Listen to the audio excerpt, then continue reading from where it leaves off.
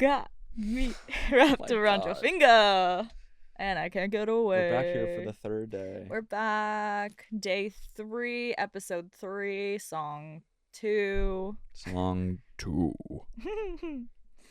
How you feeling today? I'm feeling pretty good, actually. Good. You know, You like love. I've gotten some good sleep for once in a long time. Yeah. You know, I'm not gonna lie, I had a drink before this, but so I'm feeling a little loosey too. Yay. Yeah, we're getting going. And if I'm looking at my phone, I promise I'm not ignoring the conversation. I'm just looking at some questions that I have.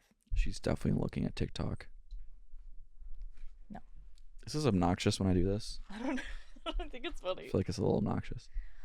Okay, so starting off with the wine. Well, let's start with the song. I kind of introed it a little bit.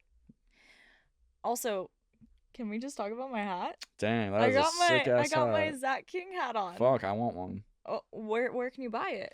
You can buy it on my website, actually.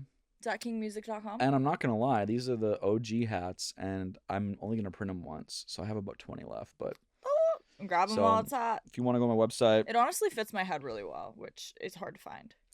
They're really nice hats, and they call them dad hats. And who doesn't want a dad hat? Everybody wants a dad hat. Yeah, but the OG merch is running out because I'm playing a lot of shows now, and people buy them. But you got one. I did.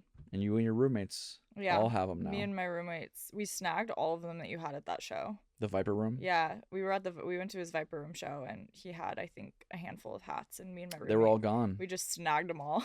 I actually brought like 20. Really? Yeah, and they were all sold out. Yeah, they're great hats. I was surprised. Like, I'm not. They're great. I didn't think I would sell all of them, but yeah. So if you want merch, we're gonna actually make merch together soon with some new mental health songs, and once the album is out, specific lyrics and stuff for all the songs. So. It's gonna be cool. I'm excited. Yeah.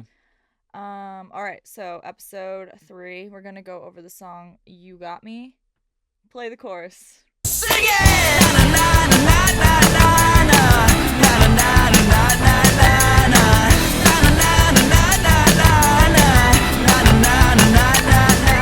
Hope you guys like that.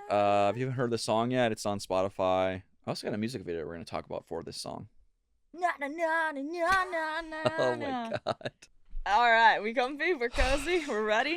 I'm comfy, cozy, got my drink. Yeah, cheers. Cheers. Eye contact. Eye contact. All right, so we chose this bottle, 19 Crimes. It's a really cool bottle. Yeah, ChatGPT also told us to get this one and why it fits. It's bold, rich, and rebellious with a smooth but intense profile that matches the push-pull dynamic of the song. Thank you, ChatGPT, once again, for the wine suggestion. It's Tag. also under $10. Yes. Wait, this is the tagline it gave us. What? Every sip feels like a bad decision you're willing to make again. So this one is definitely a lot drier. Ooh, so I'm gonna far. like it. I like dry. I'm. Oh, you can see the legs. If you guys don't know whatever the heck that means. If you don't know what the legs are, if you swirl it like so, and then you look at it drip down the side, and there's like the lines. I don't see mine. A little bit. ASMR. Stop. And they see like the lines. That's the legs. But all right, let's get into it. We're getting distracted. Yes, I see the legs. Okay. Cool. We're getting distracted. So, You Got Me. Great song. Very catchy. My mom texted me actually and was like, "Hey, I heard Zach's new song. It's stuck in my head," which is probably a good thing. Oh yeah, you said that. Yeah, that's right. So, shout out to Sue. Yeah. Shouts out Sue. We love you, Sue. Mom. Thank you, Sue. Yeah, it's very the beginning before you even start singing. We're gonna go through the lyrics.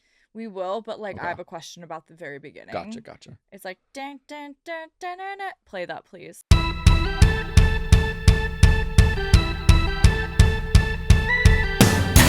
Okay, so that part, it's very electric compared to like your pop punk songs. Like why did you decide to do that, and why is it different? It's just it really threw me off when I first heard it.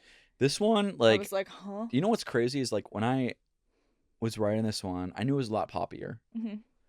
I've had so many people come up to me and be like, "That's the most pop punk song you've ever written." Really? Yeah. Interesting. Like maybe because it's more poppy and less punk. It is really poppy, but like it's punky. Like, it's hard to explain. It's so subjective. Like, this music is so subjective, and that's why I think it's great. And pop punk means something a little different to everyone. I've heard so many people come to me like, this is the most pop punk song you've had. For me personally, it just feels very poppy. And I've had this in my notes, but I'm looking at my voice memos right now. Can you just play it into the mic? Got me on my shit. I know I'm diplomatic. If I ever see you back again, no, I'll be you. 'Cause I don't want to be who got wants on TV. And I know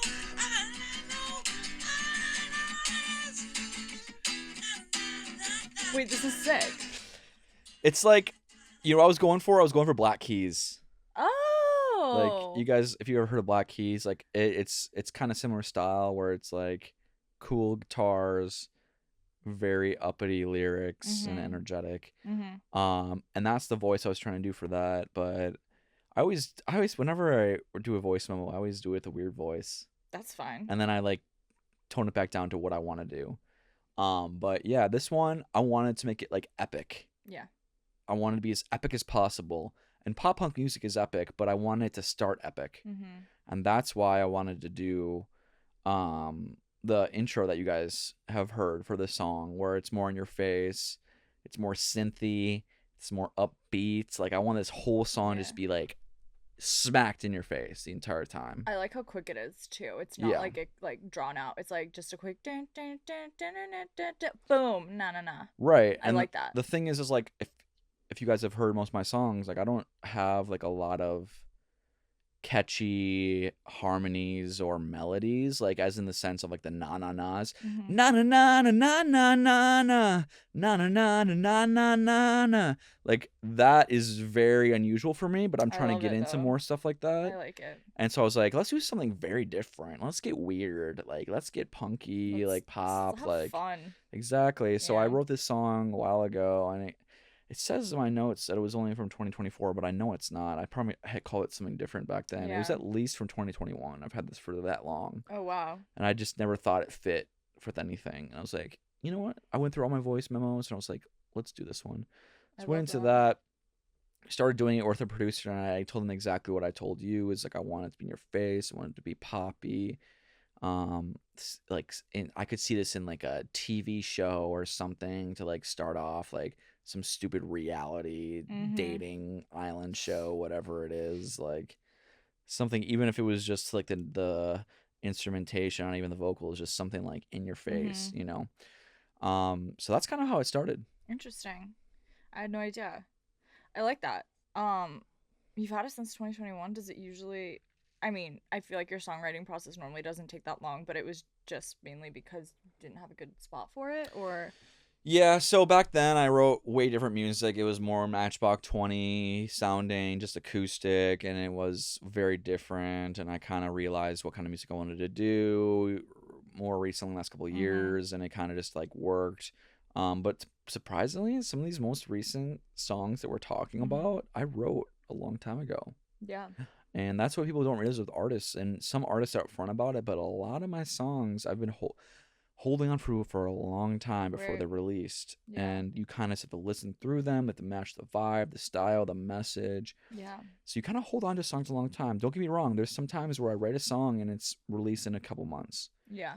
But most of my experience, 80% of the time, is I write these songs, hold on to them for a long time, totally forget about them, come back, listen to voice memos, I'm like, this fits exactly what I want. And I wanted to break up this recent album with something like that. Like, I have very pop punky songs, I have acoustic songs. This one's very different than every other song on the album. Yeah, definitely. Like, it's a dancey one, it's up in your face, like, it reminds me of being really drunk at a bar and just like dancing around, shaking your head, like just getting into it. Like, I do want to bring up how fun I know I keep bringing this up, but this one specifically is so fun live. Yeah. Because you always split the room and you say, okay, this side, na na na na na na na na.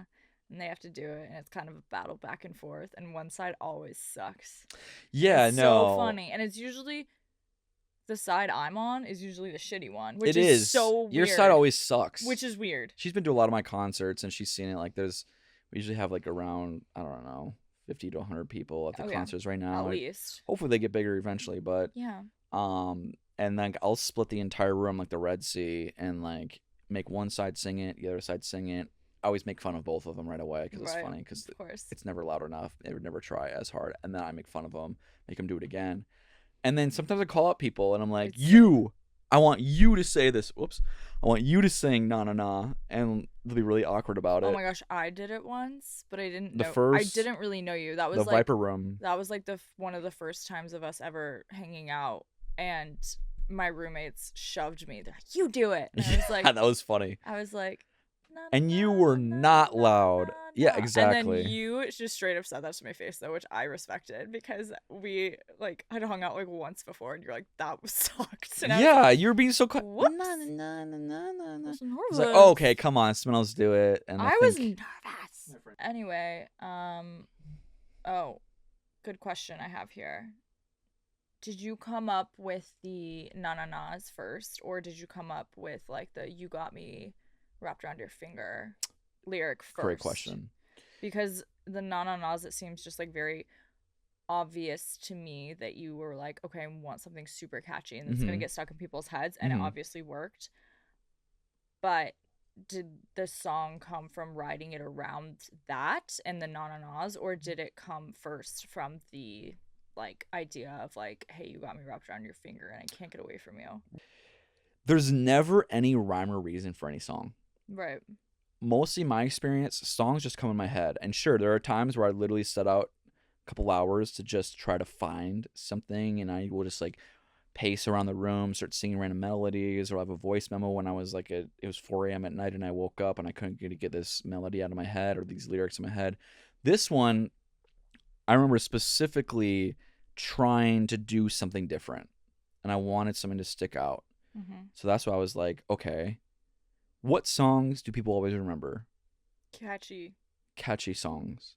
Jingles. And what usually makes songs most catchy is a repeated line. Exactly. And like especially na-na-nas or oh-ohs or anything along those lines. Things that don't have a lot of letters in them. You know, like two letters usually.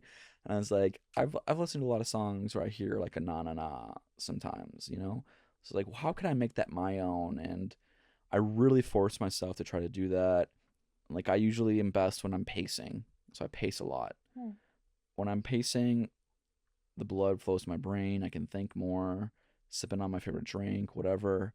And it just came to me one day, which is most of my songs do. They just come to me when I'm pacing. And I was like, na na na na na na na na. That's kind of cool. Yeah. And then I was like singing that over and over and over again, just that first part. And then I got a little lower, na na na na na na na na. Yeah. So I remember you texting me one morning and you're like, I just woke up at 3 a.m. and just started writing a bunch of shit down. Yep. And I was just like, it's a classic musician. Like I really enjoy my sleep. I need 8 hours, but like if I can't get something in my head, I get on a piece of paper and go back to bed. You mention a lot in this song, and I think we kind of already touched on this a little bit, about like knowing that person, you want to be with this person even though you know that they're not right for you. Like what for you personally like makes you keep going back to them even though you know it's not a long-term fit? It's an addiction for sure. Yeah. And I've been in these situations before where you feel like you're so obsessed with people sometimes when they don't want anything to do with you, and maybe they give you a little bit, you know. Yeah. They put the line out a little bit, you nibble. Yeah. They reel you in. Yeah. And then that's like a fishing analogy. They reel you in. You're flopping on the dock, gasping for air. Yeah. You want them to give you water. You want them to do it so bad, and maybe they'll like give you 5 minutes to suffer, give you a little water, and you're like, oh, thank God. You come back, you're flopping around again on the dock. Like it's like that, you know? Like it's torture. Like it's they make you feel like you're finally reaching them, and then they pull back. And they pull back so much and you kind of pull away, they grab you again. It's over and over and over again. Yeah. So and we love it. Exactly. People it's addicting. Human beings like enjoy this like weird torture. It's because we think that we need to prove ourselves and earn love. Exactly. Which you don't. But that's what I feel like our brains are trained to think. Especially those people that know they're playing the game with you. Like, and they know what they're doing. And those people actually genuinely, like, don't love you. They don't. It's just fun for them and they're bored. This song specifically is about wanting that person that's doing exactly what we're talking about, is giving you a little bit and then taking away a lot. And you're about to leave, but they'll give you a little bit more to keep you around, you know?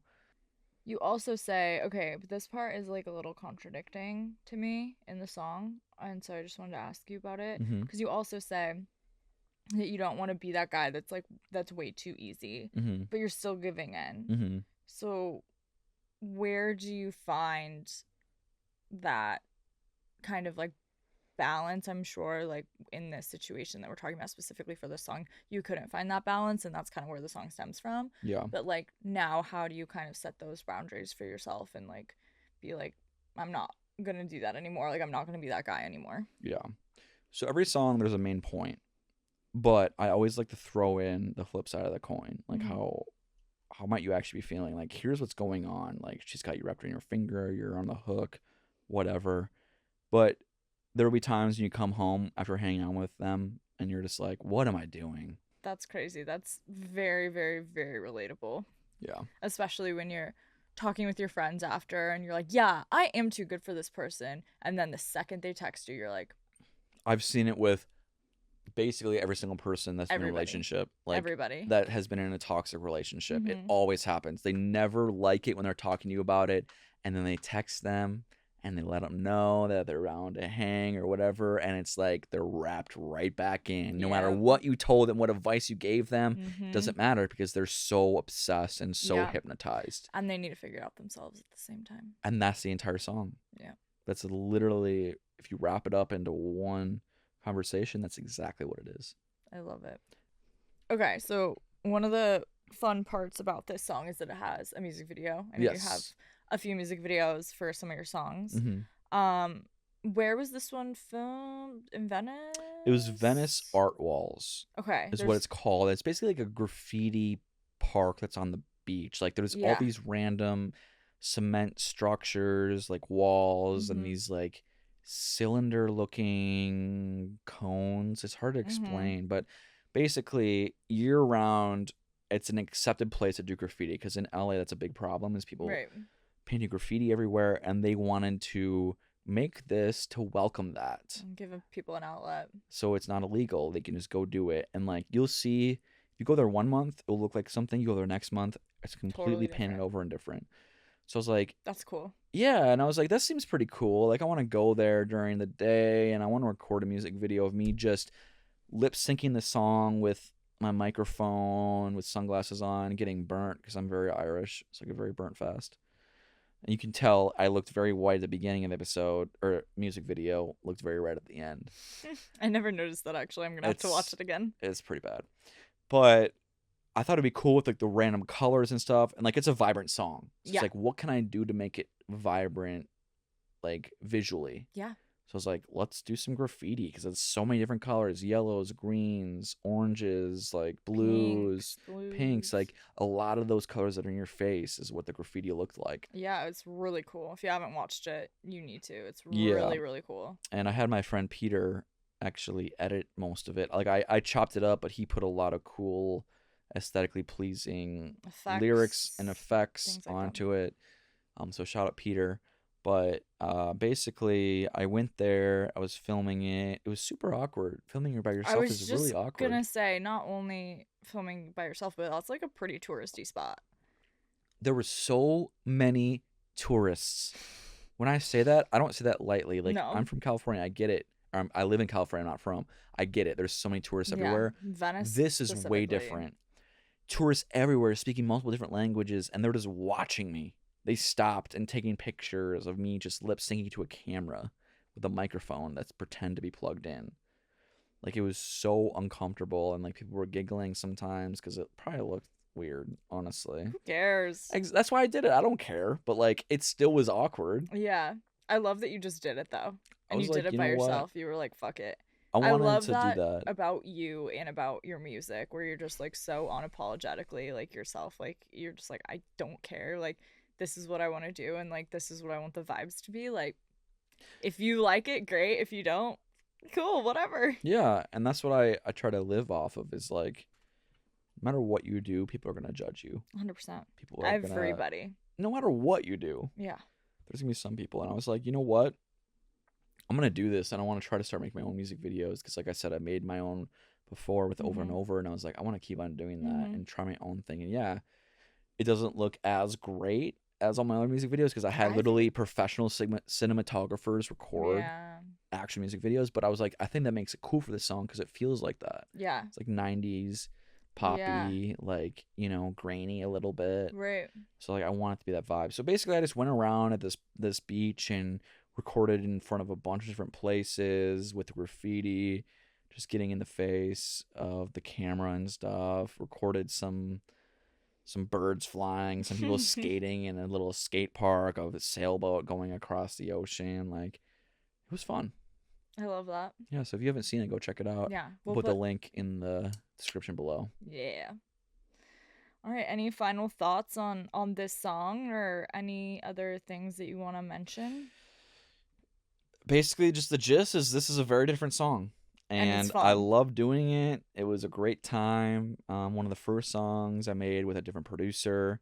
If you like what we're talking about on Emo Explanations and you want to hear more, all you need to do is hit that subscribe button below, click like, leave a comment. We reply to every single comment. I just want to get to know my fans and people that enjoy this stuff. And I want to do an episode eventually where we actually talk to fans and read questions. So if you have any questions about anything so far that we've done the last couple episodes, please leave them below and we'll answer them. Can be questions about the songs, about your career, about the wine, about relationships, literally whatever. Thank you for bringing that up. We forgot last episode, but we got to rate this wine. Oh, we do. I'm not going to lie, I don't like it. I'm not a big fan. I don't like it. Let me taste it again. I don't even want to taste it again. It's very dry. It's not. It's like, it tastes dry to me. It's not dry to me because dry makes you go do this. It's acidic. Dry makes you do this. It's very acidic. I think that's a better word to describe it. There's like after you taste it, like once you swallow it, there's like this taste that I don't like. I know the aftertaste is weird. It's and like weird, the bottle looks great though. Like great job in the bottle. Yes. 19 Crimes. Like I love that. It was aged in rum barrels, so I think maybe that's part of what we're tasting, a little rum. But I really like Menage a Trois and Let's Call It a Night. Yeah. Compared to this one, I would probably give this one a 4. Yeah, I'm gonna give this one I'm gonna give it a 3. 3. Wow, that's really bad. I'm gonna give it a 3 because 4 is bad, but because I think that there's gonna be some that I don't like, but I like more than this. Exactly. That's why I was so gun ho on Menage a Trois because I thought it was really good. Yeah. But like when I was tasting this one right away, I was like, I think that's why I'm giving it a 3 because I gave Menage a Trois a 7. Don't get me wrong. If I was at your dinner party and you gave this to me, I wouldn't say anything. But we're being honest here, okay? This one matched the style of the song, doesn't match our taste buds. That's a good way to wrap it up. Yeah, but thanks guys so much. We'll see you next episode of Emo Explanations. I'm Zach. I'm SJ. Thanks so much. See you next time. Buy the merch. It's really cool. I gotta pee. Can you dump this out the sink? It's really bad. Yeah, I don't